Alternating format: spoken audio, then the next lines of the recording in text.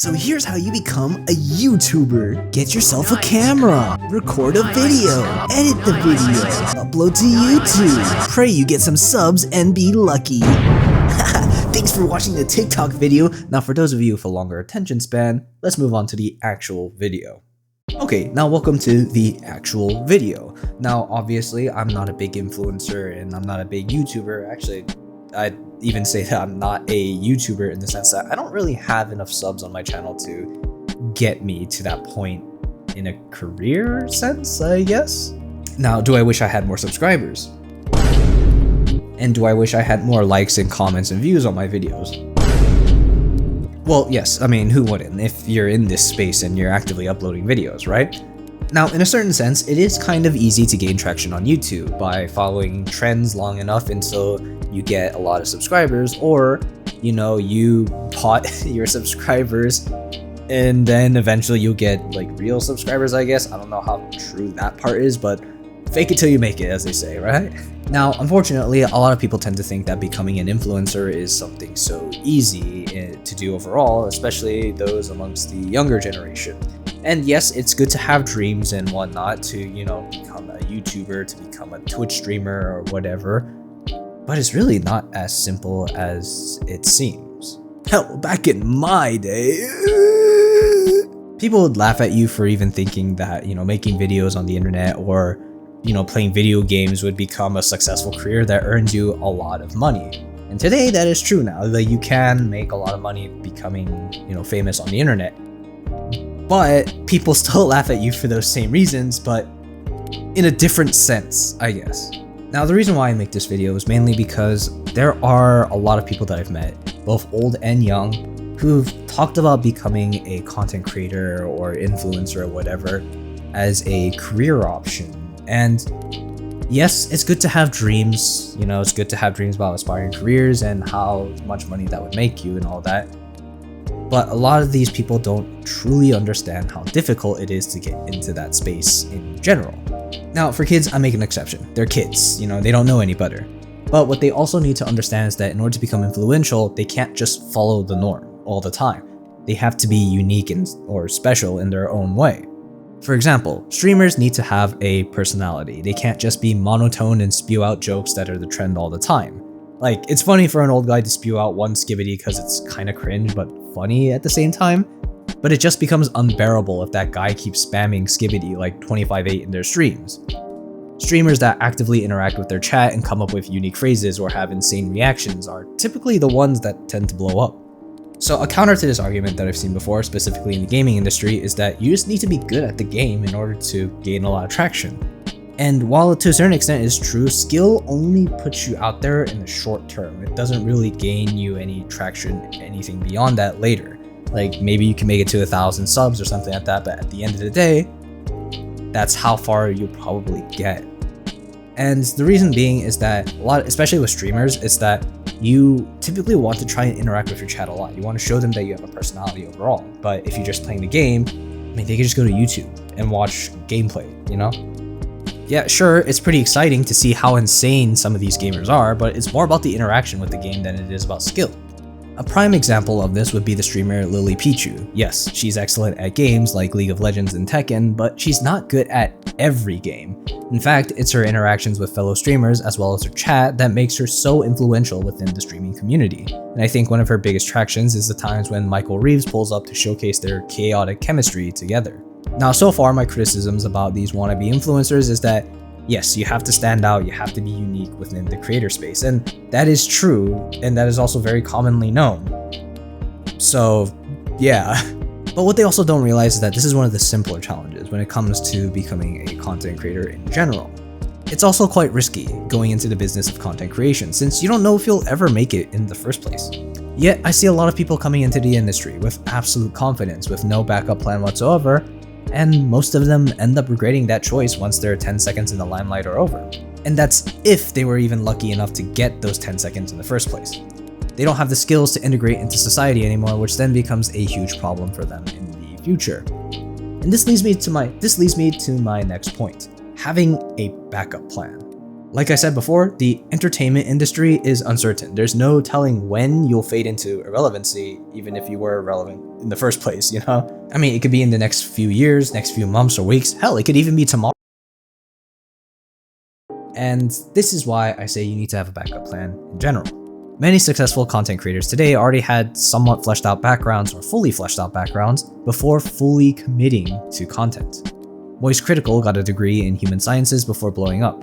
Michael Reeves already had a job working for the government apparently before even going to college before making his crackhead videos.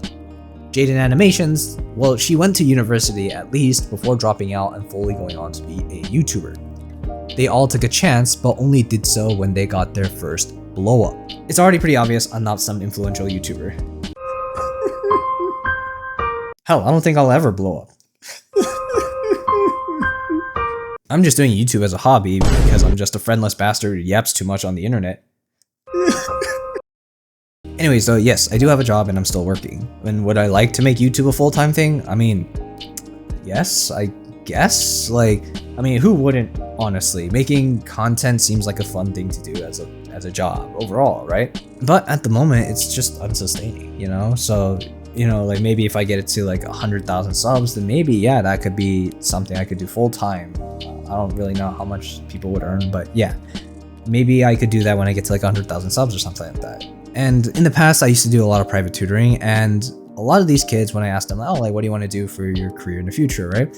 They would, some of them would actually tell me about their content creation dreams. And while I do approve of, you know, using creativity and being a content creator in general, I also try to push them towards college, at least, you know, because with college, you can at least start the foundations of building a solid resume and a solid background when, you know, inevitably you don't make it out there. Like, I'm sorry to say, it's the harsh truth. Now, obviously, this doesn't apply to all content creators, because obviously there are some content creators out there who are successful but haven't like gone to college or anything. And, you know, as the case for everything, yes, there are going to be exceptions. But this leads me to the hardest thing about blowing up as a content creator in general: networking and straight up luck. If anything, becoming famous in the entertainment industry as a whole, not just content creation, relies a lot on industry connections and luck. Relying on dumb luck is just stupid. If anything, you've just constructed the perfect plan for failure. Sure, you can ride the algorithm stick all you want, but in the end, you'll just be one of the standard cookie-cutter content creators. Your irrelevancy will already have a deadline. Building connections is one of the biggest things you can do as a content creator to garner you more viewers and eventually subscribers. Now, obviously, this doesn't mean to go to your favorite like streamer or whatever's chat and then just spam, let's do a collab, let's do a collab. No, that's not gonna fucking work. They don't know you like that, little bro. I mean, it's hard to build connections in general. Like, even in the workforce, you can't just force a connection and expect something to come out of it. It takes a lot of time, dedication, and effort in order for such a thing to work. For content creation, it's hard in the sense that you need to build your own community. And once that community grows, it tends to attract people from other communities, which then slowly mesh together to a certain extent. And then once this community gets bigger, then you can start getting connections. And as much as it's harsh to say, large content creators will not interact that much with smaller ones. If they do, it's mainly because their communities have somewhat meshed, or by sheer luck, that content creator enjoys the small creator's work and wants to share it with the world. If we take it outside of content creation, entertainment is also like this in general. If we look at artists like Kendrick Lamar, Eminem, and Snoop Dogg, they all had connections to big-time artists before fully blowing up. I mean, Dr. Dre literally knew all of these rappers and helped coach/mentor them or bring their music to the spotlight. Now, as I said before many times, and I'm gonna keep repeating this, blowing up as a content creator straight up relies on luck sometimes. Big content creators today, like This Guy's Toast and Moist Critical, started off as small channels, obviously, but one day they just got a lot of viewers out of nowhere. With that big blow up, they were able to maintain that steady amount of viewers and then managed to grow their channels even further from there. Sure, they had to sometimes follow some trends to maintain a steady view count, but they also started trends unique to their channels. This Guy's Toast blew up during COVID for playing Among Us like Light Yagami. Moist Critical had different phases like Revolver God on Fortnite, and also having a large collection of sex toys for some reason. I don't know, I like glazing Moist Critical like lube on a dildo. But yeah, sometimes content creators just need a lucky break that may or may not ever come. I mean, there's millions of YouTube channels in America alone that actively post, and again, only a handful of them ever make it somewhat big. Now, to put this into perspective, according to Social Blade, I'm ranked 4,531st in the country. How accurate that is, I'm not so sure. But let's say that is an accurate score, right? This is a lot higher than I expected for my ranking in the US charts. Simply having triple-digit subscribers pushes me way up there, but that doesn't mean that I'm popular or influential. I guarantee you that those who just made it to 1,000 subs are probably in the top 2,500 to 3,000 in the US. This means that these YouTubers are already probably in the top like 0.00002% to 0.0026% of YouTube. A mere shift in 500 rankings already multiplies the percentage diff by more than 10,000%. If we look at Twitch, people who get like 10 concurrent viewers are still probably in the top, I want to say like 10% of Twitch. And that's because there are only rare successes and many who are trying to aim for the top. I mean, I guess that's why they're called celebrities. They're rare individuals who like garnered the attention of thousands, hundreds of thousands to like millions of people. And I've said this before in a previous video, celebrities are celebrities because they are rare. They are, celebrities for a reason. And if everyone was a celebrity, then, there typically wouldn't be a market for this then. Now, if we blow this up to scale again with the entertainment industry as a whole, there's definitely thousands upon thousands of aspiring actors and actresses out there, but especially in Hollywood, we only have a rotating set of a handful of actors. Sure, you can get a lucky break somehow by catching the eye of a director, but you'll just have to get really lucky again. Now yes, I understand that it takes a lot of time to get lucky. You have to be persistent and keep uploading content to get the attention of a lot of people in general. But it's also stupid to just keep relying on dumb luck because, again, your lucky chance may never come at all. Now, yeah, it's pretty harsh to say that in general, but that's kind of the reality of entertainment overall. And the safest plan to get into content creation in general isn't to just keep uploading videos until you get attention or, keep upgrading your equipment or whatever. The safest plan is actually to have a backup because who knows, this will never work out for a lot of people. But anyway, yes, I know that I'm a very small content creator. I only have like 200 plus subs on YouTube. And I know that my words aren't going to have that much of an impact, but that's kind of the harsh reality that we should be understanding. And I say this because it kind of frustrates me to see there's like so many people out there who have all these dreams of becoming a big content creator, which again is okay to have, but it hurts me to see that a lot of people put all this time and effort and nothing comes out of it, and their dream slowly devolves into delusion. Now, please understand that I didn't make this video to tell people to give up on their dreams of content creation in general. It's kind of the exact opposite of what I wanted to say. Like, if I had a kid of my own, I would definitely support their dreams in becoming a content creator, but I would only support it if they had a backup plan, again, which is the safest plan to have when going into content creation in general. To quote Dharma Man, you see, and that's it, I have to say more after the phrase, but you see, the reason why I made this video is that I want to show people, and if people, are attentive enough to get to this video, I just hope that people will understand the challenges that come with the journey on their way to becoming a big content creator. Because, there's going to be different problems when you become an actually big content creator, and if you do, congratulations, you made it.